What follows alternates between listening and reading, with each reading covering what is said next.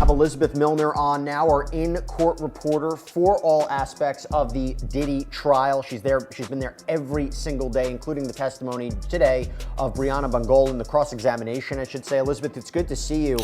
Federal courtroom turned into a pressure cooker when Alton Hayes, a chef with more secrets than a locked diary, strolled in and flipped Diddy's world upside down. Picture this. A skinny guy with tired eyes looking like he's been marinating in stress for years walks to the witness stand. Diddy, mister. Flashy himself, flinches like he just saw a ghost. Or his tax returns.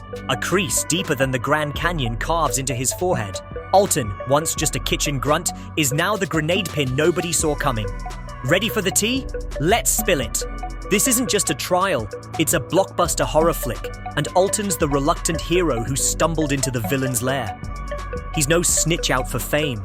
He's a guy who cooked for Diddy, saw too much, and couldn't keep it bottled up anymore. Think of him as the sous chef of truth, slicing through Diddy's carefully curated facade with a knife sharper than Gordon Ramsay's insults. Their relationship? Not exactly enemies, but more like a toxic workplace sitcom. Alton, the talented chef proud to work for an icon, and Diddy, the boss who trusted or maybe ignored him enough to let him see the empire's dirty laundry.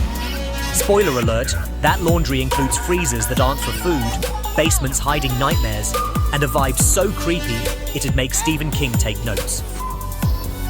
Let's rewind to October 2018. Alton steps into Diddy's Star Island mansion in Miami, expecting glitz and glamour. The place smells like luxury, fine wood, fresh marble, dollar signs in the air. But the kitchen, that's where the vibe shifts. There's an odor, musty and cold, like a haunted house decided to moonlight as a 5-star restaurant.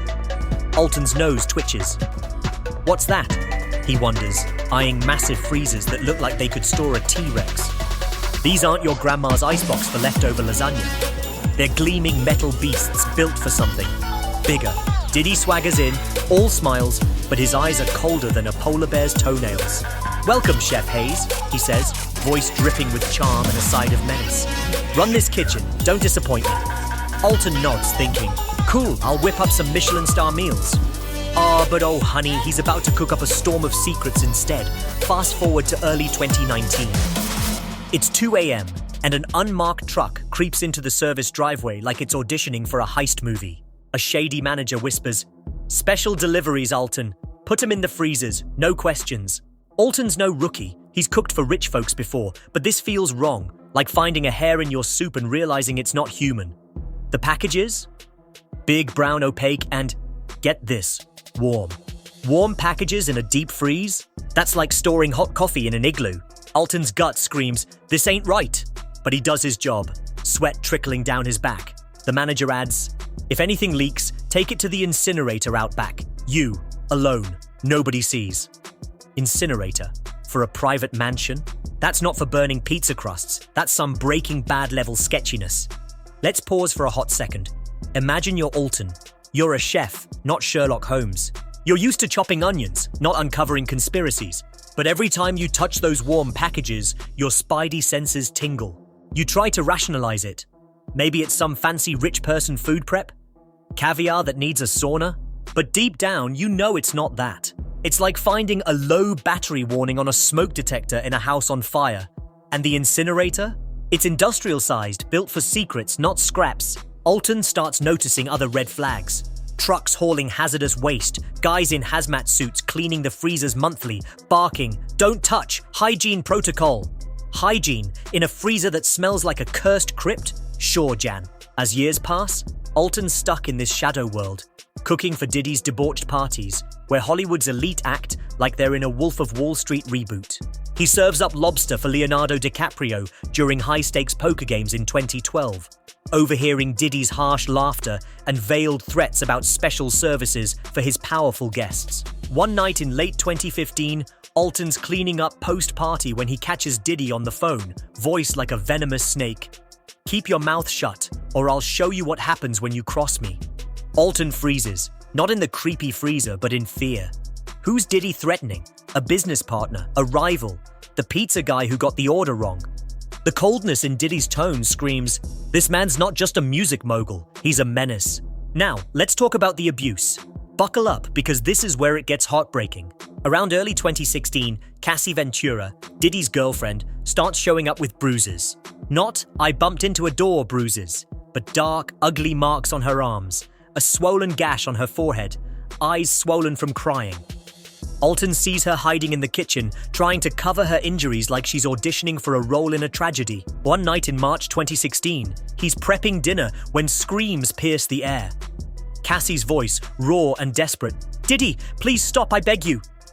Diddy's reply, "Shut up. You think you can do anything without me? You belong to me." Glass shatters. Cassie sobs. Alton's heart sinks. These aren't lovers' quarrels. They're brutal assaults, leaving Cassie in a prison of fear. Alton's not the only witness to Diddy's dark side. Back in 2009, during a dinner, Usher's there when Diddy and Cassie have a blowout right in front of everyone. Usher, bless his heart, tries to step in. "Hey Diddy, calm down, let's talk." Diddy's glare could melt steel. "My business, Usher. Stay out." The room goes silent. Nobody dares challenge the king. Then there's the Kid Cudi rumor, whispered among staff in 2011. Diddy, furious that Cudi dated Cassie, allegedly threatened to blow up his car. Blow up a car? That's not a flex, that's a felony. Alton's just a chef, but he's piecing together a puzzle. Diddy's not the flashy star anymore. He's a paranoid control freak, ruling with money, drugs, and violence. The fear hits a fever pitch on March 24, 2024. Alton's in the kitchen, prepping Diddy's breakfast, when the security camera glitches and shows the basement. There's Justin Combs, Diddy's son, dragging a duffel bag so heavy it's practically dragging him. He's sneaking out the service entrance, glancing around like he's in a spy thriller. The bag? Not luggage. It's evidence Diddy wants gone. Justin stuffs it into a car and peels out. Alton's stomach churns. He knows this is Diddy covering his tracks, just hours before the feds come knocking. Cue March 25th, 2024, 9 a.m. Sirens wail. Federal agents storm the Star Island mansion like it's a scene from an action flick. Gates crash. Alton stands there trembling, watching the chaos. He's been waiting for this, dreading it, but it's here. The feds tear through Diddy's castle, and Alton knows the truth is about to spill like a pot of boiling pasta. Fast forward to May 20th, 2025, back in that Manhattan courtroom. Alton takes the stand, Diddy's eyes boring into him like lasers. Prosecutor Mark Jenkins leans in. "Tell us about the freezers, Mr. Hayes." Alton closes his eyes, haunted by memories of warm packages, that musty smell, the incinerator's glow. His voice shakes but grows steady. The freezers, they weren't for food. There was a smell, something off. Packages were warm even after hours in the deep freeze. We were told no questions, no logs. If anything leaked, burn it in the incinerator, alone. The courtroom's so quiet you could hear a pin drop or a juror's jaw hit the floor. Jenkins presses, "What was in those packages?" Alton hesitates, memories flooding back. Blood-stained clothes, foul odors, AR-15 parts, drugs, cocaine, ketamine, MDMA, Xanax, mushrooms, found in the raid.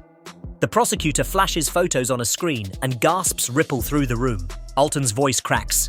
"It was never just food. I knew it, but saying it, that's different." His words hit like a thunderclap. Judge Aaron Subramanian's face pales. Spectators cover their mouths. Reporters scribble furiously. Jenkins drops the bomb. "Exhibit C7, Your Honor." The screen lights up with a freezer photo. Not steaks, but chaotic, moisture-slick packages, a grotesque jumble of secrets. The room freezes, pun intended. Even Diddy's die-hard fans look away. His lawyer, Eleanor Vance, usually cool as a cucumber, gapes at the screen. Diddy, he's unraveling. As Alton says, "It wasn't food." Diddy leaps up, face red, eyes wild. "He's lying! It's all fake! This bastard's bought!" Security rushes in. Vance tries to calm him, but Diddy's a volcano screaming, "Don't believe him! He's a traitor!" Judge Subramanian slams his gavel. "Order! Order!" Officers wrestle Diddy back into his seat, his curses echoing. That outburst? It's not just a tantrum, it's a confession. Diddy's rage screams guilt, louder than any evidence. The jury sees it. The world sees it. Alton steps down, legs shaky but eyes clear. He's done his part, a chef turned whistleblower, the key to Diddy's downfall. The judge calls an emergency recess until June 18th, 2025. As the courtroom empties, the public spills onto New York streets, buzzing with shock. Diddy's empire is cracking, and the world's watching, waiting for the next bombshell. So, What's the takeaway? Diddy's not just a music mogul, he's a master of secrets, ruling with fear and freezes. Alton Hayes? He's proof that even the little guy can bring down a giant. This trial's far from over, but the truth's out cold and